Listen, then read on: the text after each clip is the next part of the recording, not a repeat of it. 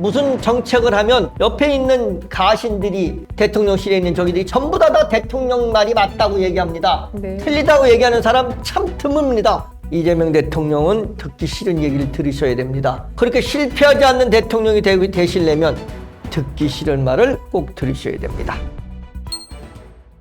자, 안찬홍 기자입니다. 서울매일 일면의 소식이 전해왔습니다. 취임 100일을 맞은 이재명 대통령이 11일 대국민 기자회견을 갖고 모두의 대통령이 되겠다고 천명했습니다.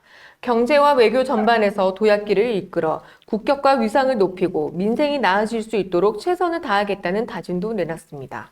이 대통령은 이날 오전 청와대 영빈관에서 열린 기자회견에서 모든 국민을 아우르고 섬기는 모두의 대통령이 되겠다는 약속에 따라 통합의 정치와 행정으로 나아가겠다고 밝혔습니다. 예.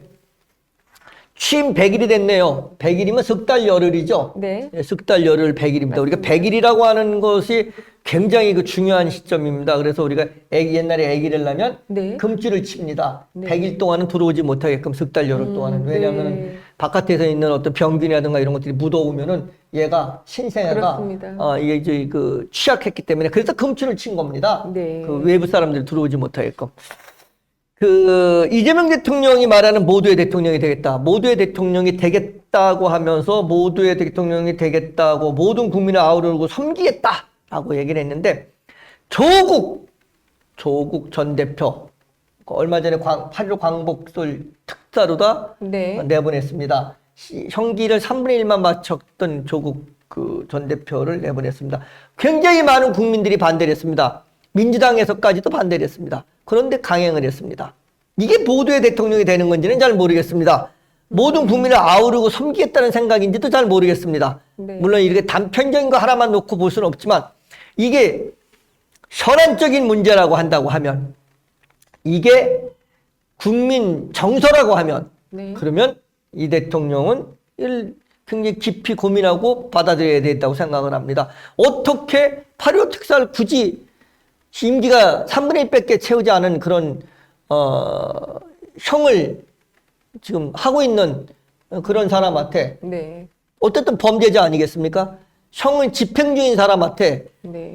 그리고 또 국민 모두가 다 알고 있는 그런 범죄를 저지른 그 사람한테 그렇게 특사로다 사면 네. 복권을 시켜준다라는 것은 그건 좀 바람직하지 않았다고 생각을 합니다. 이것은 모든 국민을 아우르고 섬긴다고 하는 모두의 대통령이 되겠다고 하는 그런 취지에 맞지 않지 않나 하는 생각을 해봅니다.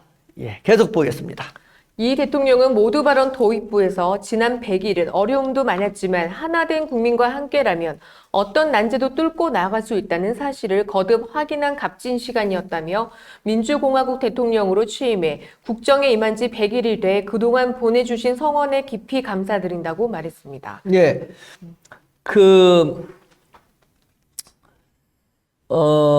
민주공화국의 대통령이라고 하는 것은요. 네. 민주공화국의 대통령이라고 하는 것, 민주공화국의 대통령이라고 하는 것은 이런 겁니다.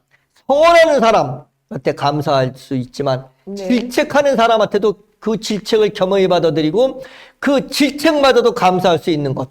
그게 바로 민주공화국의 대통령의 자세라고 제가 생각을 합니다. 그렇습니다. 어떻게 성원한 사람에만 감사합니까? 대한민국 국민 모두를 섬기고 대한민국 국민 모두에게 감사해야 되는 겁니다. 나를 지지하지 않았던, 나를 찍어주지 않았던, 나를 성원하지 않았던 그런 사람이라고 하더라도 저기도 민주공화국의 국민입니다. 대한민국 민주공화국이고 그 민주공화국의 국민입니다. 네. 여기서 민주공화국의 대통령을 취임한다라는 이 말뜻이 무엇인지 알고 있습니다. 이재명 대통령이 하고 싶은 말이 여기에 숨겨있는 말뜻이 무엇인지 알고 있습니다. 하지만 네. 이것은 우리도 알고 있습니다. 국민도 보고 있습니다. 계속 보겠습니다. 그러면서 대통령의 1시간은 5,200만 국민의 5,200만 시간의 가치가 있다는 생각으로 분초를 아껴가며 매진했던 날들이 영화 장면처럼 스쳐 지나간다며 민주주의, 외교 안보, 민생 경제를 비롯해 망가진 것들을 바로 잡기 위해 분투하느라 몸은 힘들었지만 하루하루 고통을 겪는 국민들을 생각하며 힘을 냈다고 밝혔습니다. 이 대통령은 지난 100일을 회복과 정상화의 시간이라 평가하며 무엇보다 민생 경제 회복이 시급했다며 추경과 민생 회복 소비 쿠폰 지급에 힘입어 소비 심리가 회복되고 코스피 지수가 3,000선을 넘어 사상 최고치를 기록했다고 강조했습니다. 예, 그렇습니다. 뭐 민생 쿠폰 가지고 소비 쿠폰 가지고 소비 심리가 돌아오지 않았습니다. 그 착각하지 마십시오. 이거 착각입니다. 대통령께서 이렇게 착각하시면 안 됩니다. 내가 그렇다고 해서 뭐 그렇게 무슨 뭐 야당적인 그런 성향을 갖고 있는 사람은 아닙니다. 그렇지만 직원을 할 수 있어야 되는 겁니다. 직원을. 예, 직원하지 못하면은 안 된다고 생각을 합니다. 그 누구였던가요? 그 어떤 임금 때였는데 네. 그 대신 중에 한 사람이 이제 하여튼 저기 제주도를 갔습니다. 그쪽에 네. 이제 하도 저희가 돼가지고. 네. 근데 제주도를 가가지고선 이제 그걸 암양을 하고 올라온 거죠. 네. 암양을 하고 올라오는데 왕 중에 후궁의 한 사람을 통영에 있는 저기를 전부 다 섬을 하나 줬어요. 네. 후궁한테 섬을 하나 선사했어. 네. 통영 쪽에 있는 섬을 하나 선사했는데, 근데 이제 거기 가서 이 대신이 보니까 이 후궁의 그 집안 사람들이죠. 집안 네. 그 섬을 받았으니까 네. 그 집안 사람들이 얼마나 그 섬에서 착취와 약탈이 심한지 이 백성들이 너무너무 힘든 겁니다. 그래서 네. 올라와서 왕한테 보고를 했습니다. 이렇게 해서 이 걸레에 있는 그 식구 중에 한 사람이 네. 이렇게 거기 약탈을 하고 착취를 해가지고 백성의 아주 이 삶이 아주 피폐해졌습니다. 그랬더니 버럭 화를 내면서 그 네. 왕이 네가 내가 그래 저기한테 섬 하나 선물한 걸 그렇게 네가 보기가 저기 갖고 그런 말을 하냐고 그러고 막 버럭 불같이 화를 냈다고 합니다. 왕이. 네. 그랬더니 이 대신이 그러면 저 오늘 그만두겠습니다. 그만두려면 그만둬라 하고 내쳤어요. 네. 그럼 이 배신이 집에 돌아갔어요. 근데 그 다음날 저길 불러갖고 뭐 웬만한 관직을 3개의 관직을 줬습니다. 다시 네. 3개의 관직을 내렸어요. 그래서 그렇게 목숨을 걸고 직언할 수 있는 사람이 있기 때문에 내가 바로 알았고 내가 바로 한다는 것, 지도자가 바로 한다는 것은 그런 국민이 백성이 힘이 덜 든다는 겁니다. 네. 이렇게 민생 쿠폰 때문에 무슨 민생이 회복됐다, 소비 쿠폰 때문에 민생이 회복됐다.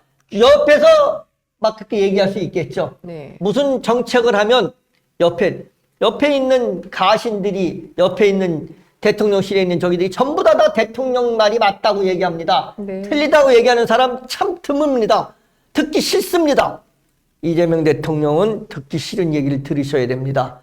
듣기 싫은 얘기를 듣지 않는 대통령, 듣기 싫은 얘기를 듣지 않는 왕은 다 실패했습니다. 이재명 대통령도 그렇게 실패하지 않는 대통령이 되시려면 듣기 싫은 말을 꼭 들으셔야 됩니다. 계속 보겠습니다. 또 외교를 정상화하고 전 세계에 대한민국의 복귀를 알렸다며 G7 정상회의를 시작으로 한일 정상회담과 한미 정상회담까지 숨가쁘게 이어졌다. 조만간 유엔 총회와 에이펙도 기다리고 있다고 말했습니다. 이어 외교 정상화에 만족하지 않고 대한민국의 국격과 위상을 더욱 높이겠다며 남북관계 개선과 한반도 평화를 위한 노력도 지속하겠다고 밝혔습니다. 아울러 남은 임기 4년 9개월 동안 대한민국이 도약과 성장하는 시간을 만들겠다며 국민 주권과 행복한 대한민국을 위해 끝까지 매진하겠다고 다짐했습니다. 안천은 기자였습니다. 서울일보 일면에서 소식을 전해왔습니다.